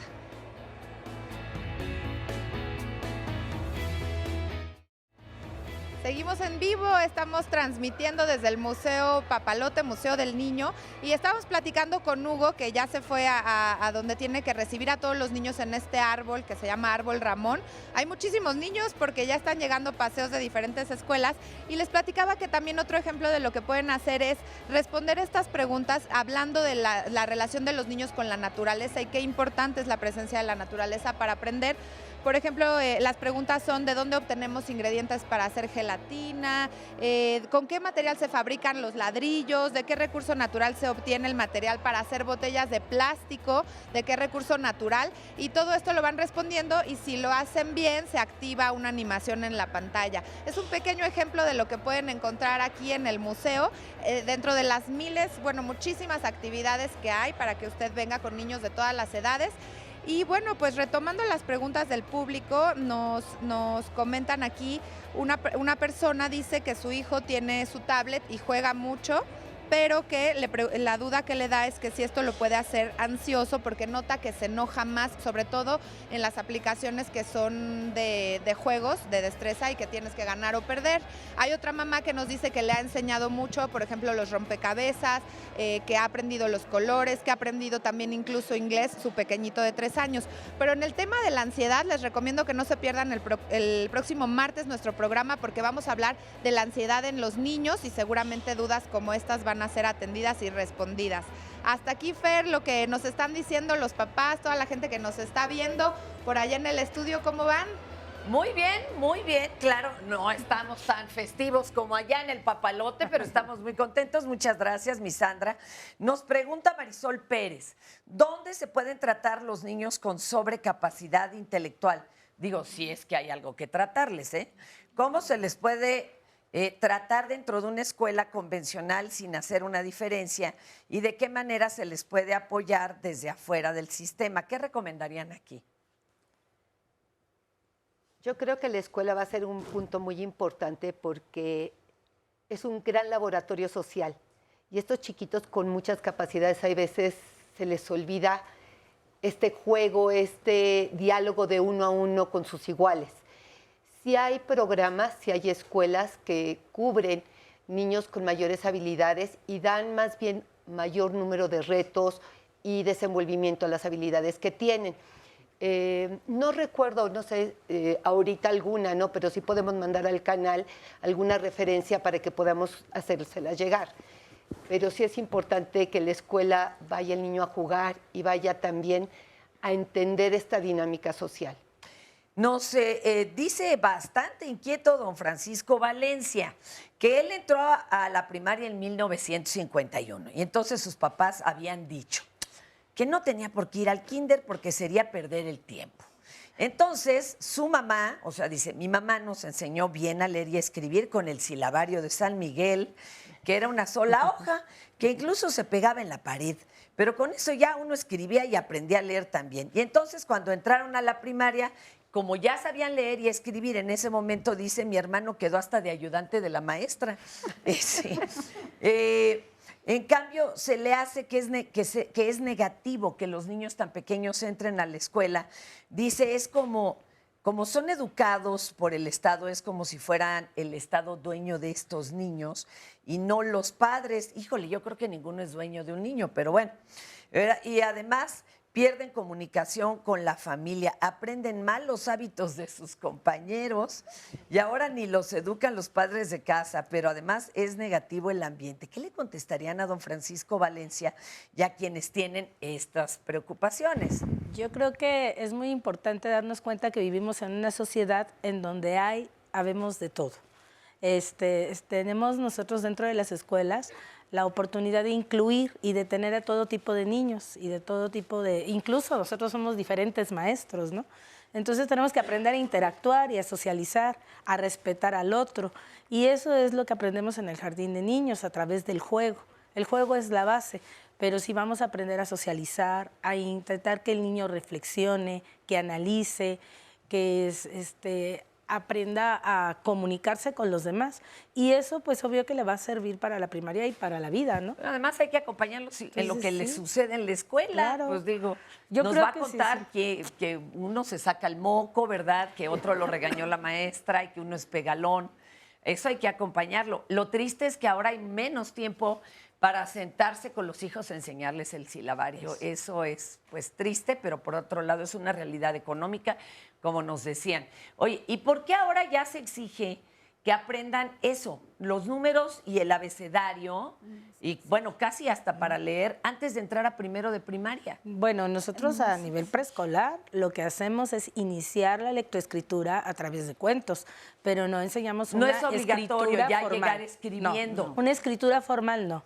Tienes que fomentar la lectoescritura y fomentar el pensamiento matemático, porque trabajamos desafíos, pero para desarrollar la reflexión en los niños y para que busque respuestas, pero no como un conocimiento formal. Para llegar a hacer examen de admisión. Y 2 más 2 son... No. O sea, eso lo va a ir descubriendo. No es obligado enseñarles a leer y escribir a esa edad porque el cerebro todavía no está maduro, o por cuál es la razón, perdón. Porque todavía no está listo.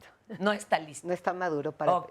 Sí, para organizar, clasificar y despertar la curiosidad pero no para organizar el significado total de una escritura y de una matemática, porque ahí necesitas un pensamiento de abstracción y el desarrollo se da un poco mayor. Y es tan inquietante como esa edad, 2 meses, 6 meses de diferencia entre un niño y otro, se notan muchísimo. Muchísimo. Sí. Adelante, maestra, tú también eres educadora. Así es. Cuéntanos tu inquietud o lo que nos vas a participar.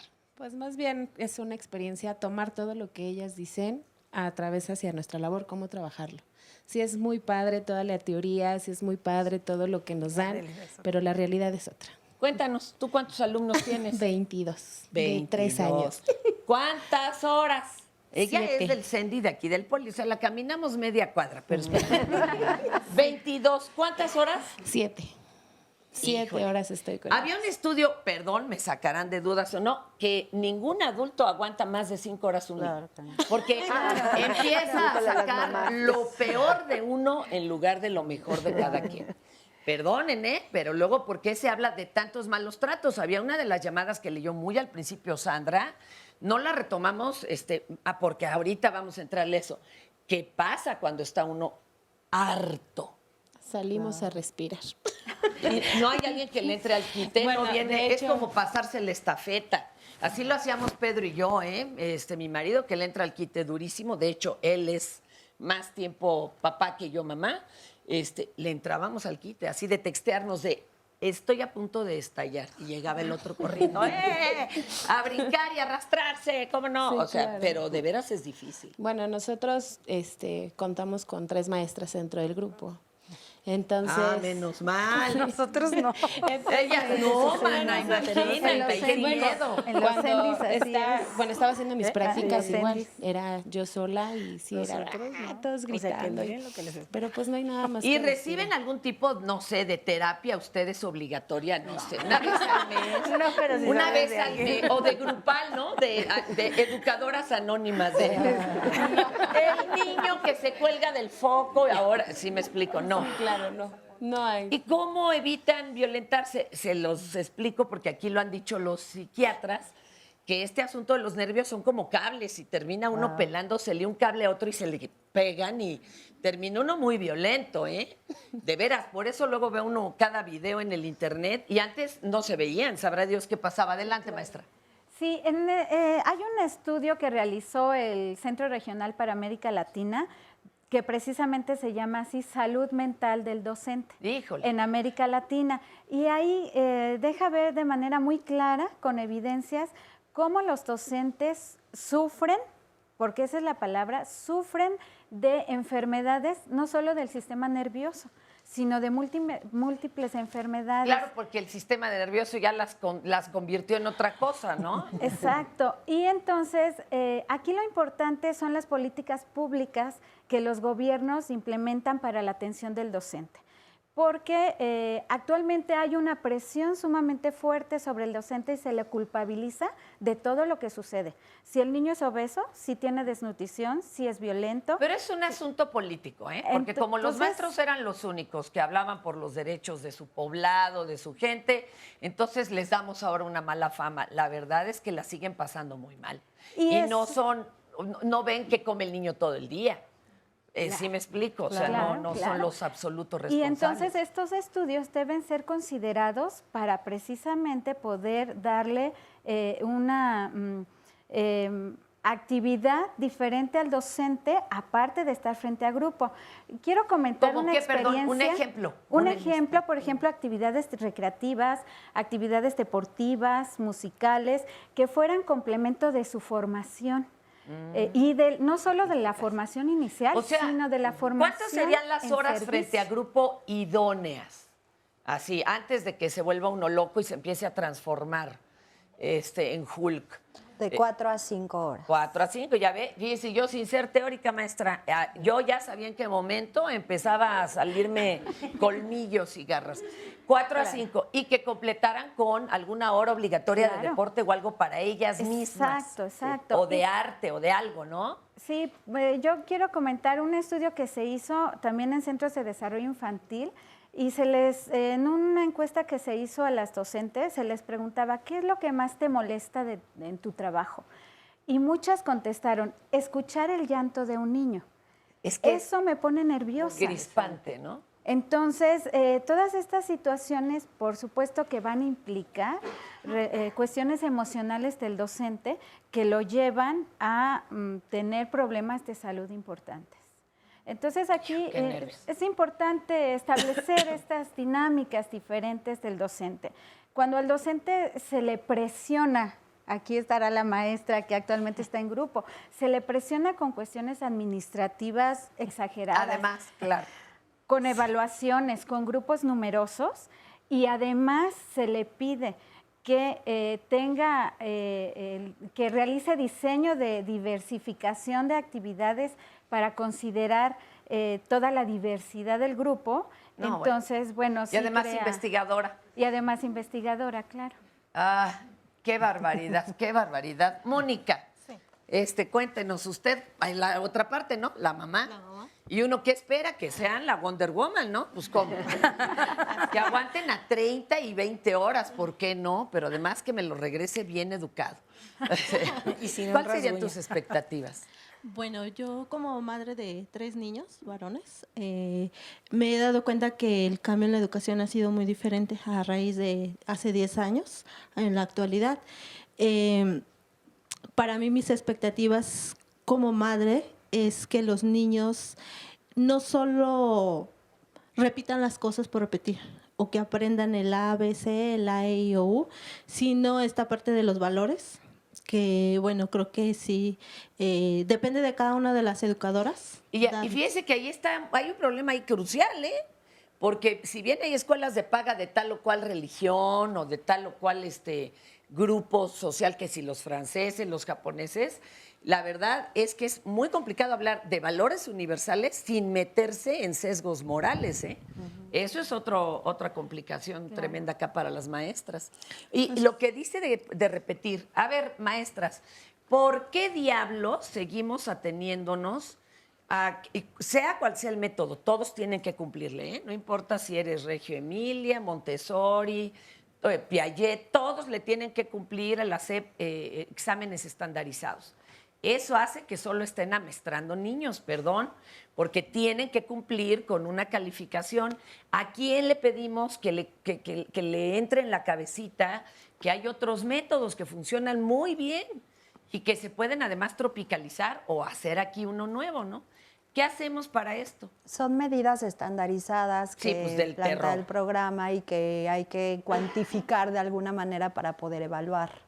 Sin embargo, cada vez los docentes están yéndose más a la situación cualitativa y significativa en el tema de los avances de los niños. En la actualidad creo que la cuantificación está siendo un poco más relativa que antes. Precisamente por este tema, por ejemplo, de valores o cuestiones que no se pueden cuantificar como tal, ¿no? O sea, a lo mejor un niño está haciendo un esfuerzo impresionante para hacer algo que a otro le sale muy fácil, y entonces a uno le pones 10, es como si fuéramos 8. al Seguro Social a que nos dieran una receta y uno fuera de Juanete, la otra de Chorrillo, la otra de Catarro, ya todos nos dieran pastilla para el dolor. Verdaderamente se me hace una injusticia. Bueno, ¿qué les puedo decir? Un acto de estulticia, perdón, pero ojalá pudieran ganar esa batalla y pedir que no tuviera que ser así, ¿eh? Porque sí estamos todos haciéndoles al loco, ¿no? Ahí los padres hacemos como que apoyamos a las maestras hacen como que medio les enseñan, pero están pasando exámenes. Exacto. Y nuestros hijos hacen como que aprenden nomás reteniendo algo y soltándolo en el examen. Es un absurdo. O también pasa a las mamás que les hacen las tareas a los niños para que saquen 10. Bueno, las tareas las son para los papás, ¿eh? Ahí sí como que no están adecuadas de 0 a 3, de 3 a 6. No, bueno, yo ya recursé la primaria. Oye, pero a ver, otra cosa. ¿Y qué papel juega la memorización? Porque sí tiene que haber un grado de memorización, claro, pero juega uno muy importante y es igual para todos tenemos la misma memoria. Es que hay que diferenciar la memoria a corto plazo y la memoria a largo plazo. En el sistema límbico existe una partecita que se llama hipocampo, donde está nuestra memoria. Y casualmente está al lado de nuestras emociones, donde está la amígdala y donde está muchas estructuras que tienen que ver con la emoción. Por eso, cada vez que algo es significativo para nosotros, de dolor, de impresión, de alegría, se nos graba inmediatamente y lo recordamos siempre. Sin embargo, si yo solo repito, pues sí me voy a acordar de la información una semana tal vez y después se va a anular. ¿Y cómo ayudamos al niño para que brinque de la de una semana a la de forever, por ejemplo? Con las letras, los números. Encontrarle un significado y un sentido emocional. ¿Emocional? Sí, claro. Si un niño se divierte, si lo pasa bien, si estructura a lo mejor un momento emocional con la maestra, con los compañeros, en ese momento se graba a largo plazo, mucho más que estar repitiendo. Y ese sentido de placer de haber resuelto algo. Entonces, ahí me da la estructura que se va a quedar para siempre. Wow. Y que además lo puede aplicar en su vida cotidiana, que eso para él es un logro increíble. Podemos ver a veces cuando los niños le dicen a la maestra, mira maestra, ya logré brincar en un pie. Wow. Fue significativo, para él es un gran logro. Es un logro. Y es un pequeño paso para un hombre. Claro. Tenemos que ir a una pausa, pero estábamos viendo ahorita imágenes de Papalote Museo del Niño en vivo que reafirman esto que nos están diciendo, cómo hacer significativas los aprendizajes, las clases.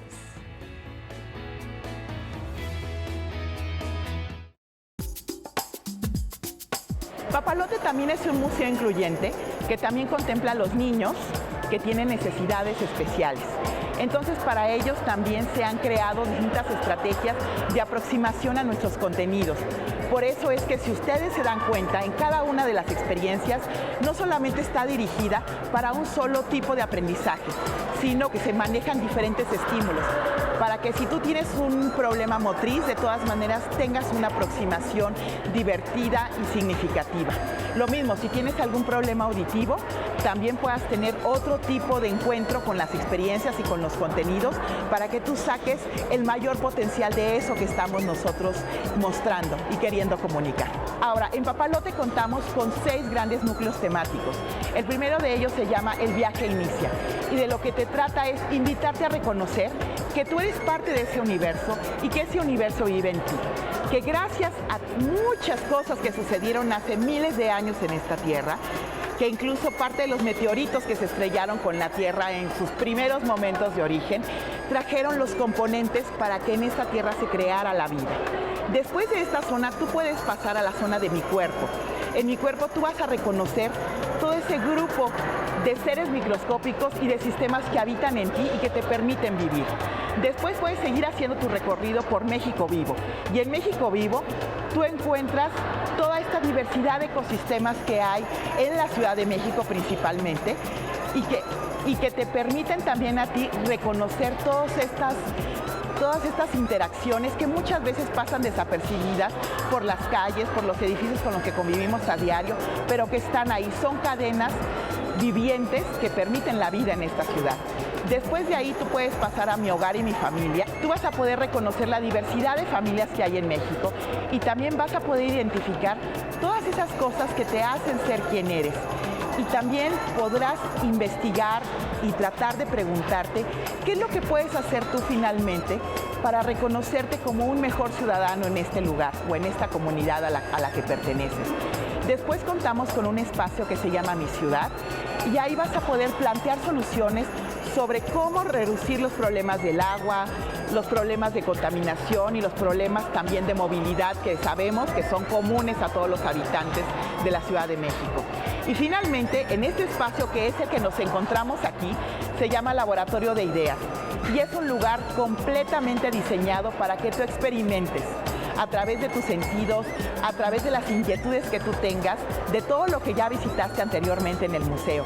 También es un espacio que te puede permitir equivocarte y aprender de tus errores para poder hacer las cosas mejor cada vez. Y además, por si fuera poco, tienes también la oportunidad de comunicar todo lo que tú has inventado, todo lo que tú has reflexionado con los demás. Porque de lo que se trata en Papalote es que realmente generemos comunidad, porque allá va toda nuestra propuesta, a que trabajemos juntos para lograr resolver todas estas inquietudes que tenemos y para lograr también crear un mejor país y una mejor comunidad. Pues muy interesante toda la información que escuchábamos en esta grabación.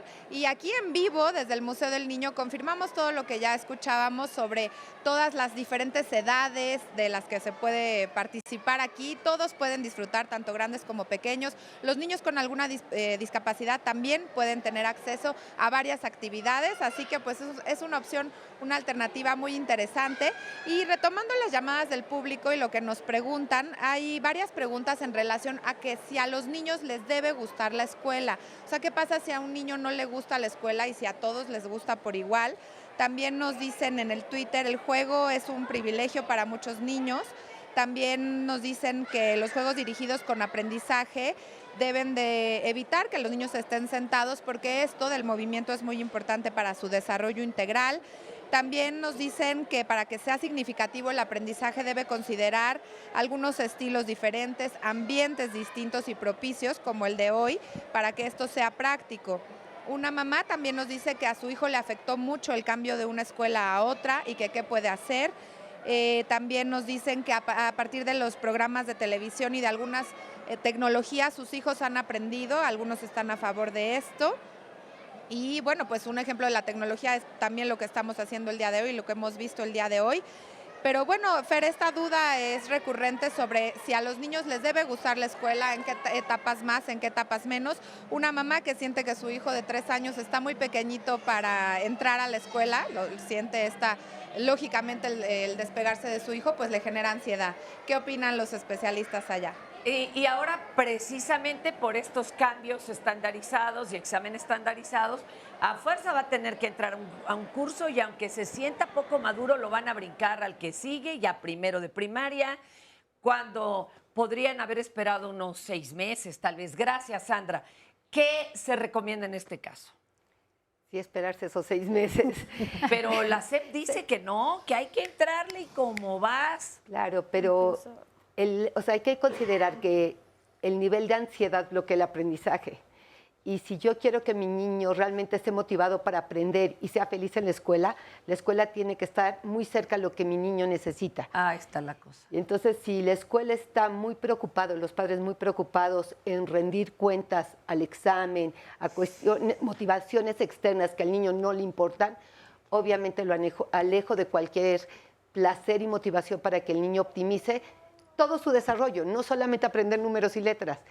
Estoy creando las bases de un ser con buena autoestima, con buenos recursos para adaptarse a un mundo sumamente demandante. Y eso se practica ahí. Nos siguen preguntando que qué se hace con los niños que llegan a tener un IQ demasiado alto. ¿Se les manda a escuelas especiales o qué hay que hacer? Primero hay que diagnosticarlo, porque hablando de multiinteligencias, hay diferentes tipos de inteligencias. Entonces, de repente tenemos un niño que puede ser genial en alguna actividad y juramos que nuestro niño es sobredotado y talentoso, y no es así. O que es genio cuando nada más está dotado en una materia, Es correcto. O lo queremos tanto que pensamos que es inteligentísimo, ¿no? O se desarrolla mejor que otros niños. Y haciendo la evaluación psicopedagógica resulta que tiene un IQ normal. Entonces, lo primero es diagnosticarlo y lo segundo, si se comprueba que ese niño tiene habilidades sobresalientes, entonces sí se recomienda tener apoyo de educación especial porque finalmente es una necesidad educativa especial. ¿Dónde se encuentra? ¿En internet hay páginas? Se puede encontrar en internet, también hay un espacio en la SEP que ya está atendiendo este tipo de casos y en la iniciativa privada.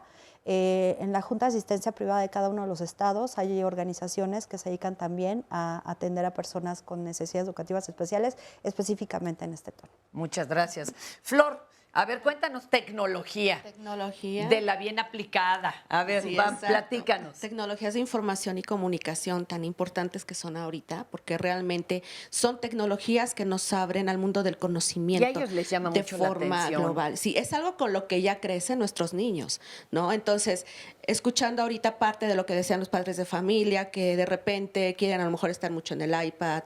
A mí me ha tocado las dos partes, tanto asesorar como maestros para integrarlos a estas tecnologías, como asesorar padres de familia para darles buen uso a la tecnología. Claro. Porque finalmente no la podemos evadir de ninguna manera. Hay una caricatura de Los Simpson que ya estamos a nada de que se haga con Exacto. estos lentes de realidad virtual 360. Imagínense decir, vámonos hoy a la conquista. Y ahí estoy en primera fila viendo cómo se dan macanazos, qué pasó. Sería verdaderamente fascinante. Exacto. Yo creo que se nos pegaría, como si serían tan importantes esas experiencias que no habría por qué repetirlas, ¿no? Exacto. Entonces, si los chicos aprenden bien todo esto, ¿por qué los padres de familia no también aprendemos a darle buen uso? Ajá. ¿Y cuál sería la clave para saber si le estamos dando buen uso o nada más es la niñera con un chorro de información chatarra? Precisamente el tiempo de exposición que tenemos en el iPad, lo que yo tengo que estar vigilando como padre de familia.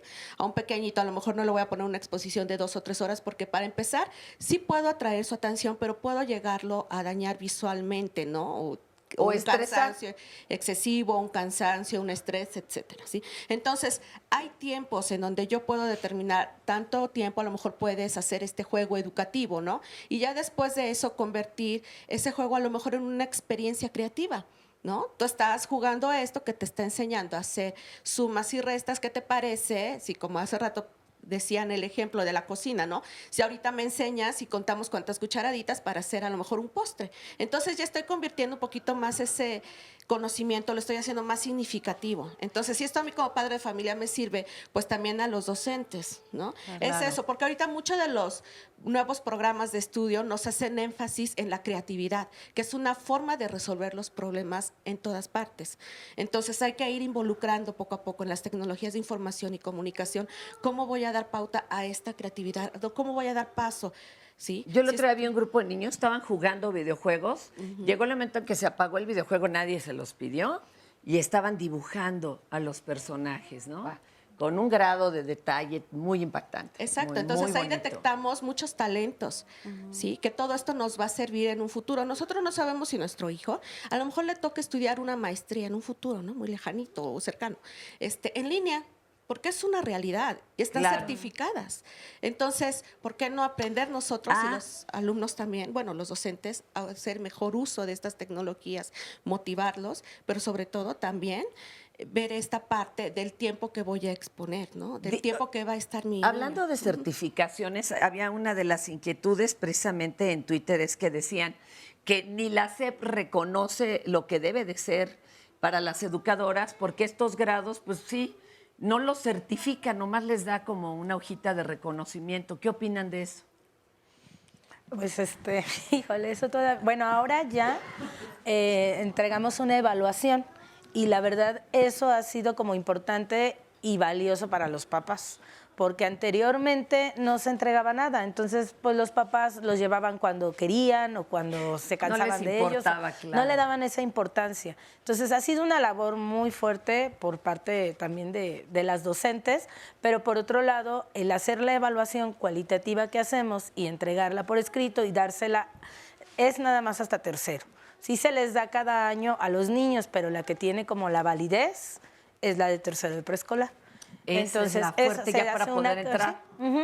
Porque estuvo un tiempo una cartilla, pero desapareció, entonces ahora se hace una evaluación en donde se describe intento, error. Bueno. Se describe de cada campo formativo lo que el niño está aprendiendo y cómo va desarrollándose, y esto le sirve a la compañera que va a cursar el siguiente año. Oye, es que así como antes era, no, ya ahora es echando a aprender se pierde. Estamos perdidos. Maciel, adelante, tu opinión. Pues igual, como todos, yo digo que nuestra labor se ha visto muy demeritada, porque pues piensan que la educadora llega y entretiene al niño y llega y juega, pero pues tú tienes que favorecer esos aprendizajes en los niños por medio de algo que les interese, que algo que les signifique. Y muchas veces es, ay, ¿qué vas a hacer con tus niños? ¿Vas a jugar nuevas cosas, no? Pues sí, pero si ese niño le favorece y le gusta, el niño va a pedir ir a la escuela y va a pedir que su mamá lo lleve. Pero si tú le dices al niño, lo obligas a sentarse, a mantenerse quieto, o lo privas quizá también de las tecnologías, que son realmente una nueva exigencia también para nosotras, pues lo estás como que ahuyentando de conocer y le estás privando nuevas cosas, nuevos conocimientos. Ahora en línea podemos aprender muchas cosas, pero depende también de nosotras qué es lo que queremos que el niño aprenda. Y si nosotros lo retomamos o utilizamos estas tecnologías como apoyo, pues el niño puede llegar a casa teniendo otro objetivo, ¿no? Ah, mamá, mira, hoy aprendí, o puedo ver esto de los animales, y yo en prácticas veo mucho a mis niños, ¿no? Que dicen, es que esto lo vi en el celular de mi papá, y es que yo veo dibujos o videos de animales porque mi papá me dice. O sea, los padres de familia también tienen que pueden acercarte. encauzar. Claro, si un padre de familia llega y le dice, mira, vamos a ver una novela en el celular, pues tú mismo lo estás limitando, claro. Oigan, ¿qué hacen? Porque, ya vimos, es necesario moverse. ¿Cómo le hacen para que no estén moviendo 30 niños al mismo tiempo y se vuelva un caos, sino que el movimiento lleve a algún lugar, vamos? Pues es crear situaciones de aprendizaje en donde el niño tenga diferentes como ritmos, ¿no? A veces va a ser una actividad muy movida, a veces va a ser una actividad más tranquila. En la narración de cuento, pues incluso tratamos de que interactúen, no siempre va a ser nada más me escuchas. y a lo mejor él va a hacer sonidos de animales o va a hacer esos movimientos. Yo creo que es en la variedad de actividades que uno le pueda proporcionar a los niños y de espacios, sobre todo de espacios, porque bueno, regularmente pasan 7 horas con nosotras, ¿no? Sí, y hay esas escuelas en donde comen y son muchas horas y bueno, tienen sus actividades de educación física, pero son media hora nada más, su recreo y lo demás, pues no pueden estar sentados, tienen que estar en constante movimiento y es la variedad de actividades. Bueno, aquí ahorita ya evidentemente, pues nosotros ya perdimos la atención de la compañera, ¿verdad? Yo hasta le quiero hacer aquí un avioncito o algo, pero platíquenos, mamá, ¿usted qué opina o cuál es su inquietud? Bueno, para mí fue muy educativo, la verdad, venir. Tengo 3 pequeños, uno de 7, está terminando primer año de primaria, uno de 4 en segundo de preescolar y la pequeña. El brinco entre preescolar y primaria sí es fuerte.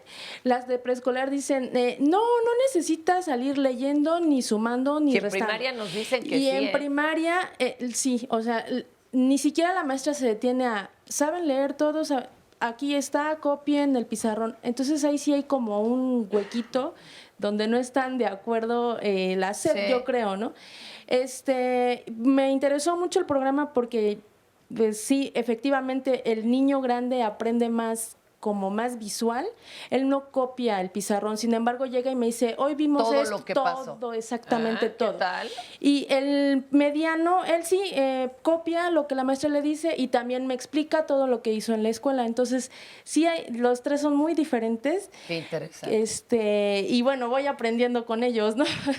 A ser mamá y en este camino que nos tocó. Si es que no hay licenciatura para papás, ¿verdad? Afortunadamente existe diálogos, pero si no, estaríamos perdidos. Sí. Rapidísimo, tu opinión, León, porque ya se nos vino el tiempo encima. Adelante. Bueno, el papel con nosotras como educadoras es complejo en la realidad que vivimos, ya lo estamos viendo con todos los comentarios que tuvieron, y aparte los contextos en los que vivimos. Mi institución de práctica es un contexto difícil en el que hay mucha violencia, hay los padres que tienen que salir a trabajar obviamente porque pues no tienen el ingreso económico, entonces los niños se están dejando de lado y los niños ya no tienen como la respuesta que se esperaría. Entonces también hay que motivarlos. Oigan, hay que hacer otro programa porque hay que hablar a eso otro día y además de la alimentación, que no es nada más para la estética. Gracias a todos los participantes y vámonos viendo todas estas imágenes desde el Papalote.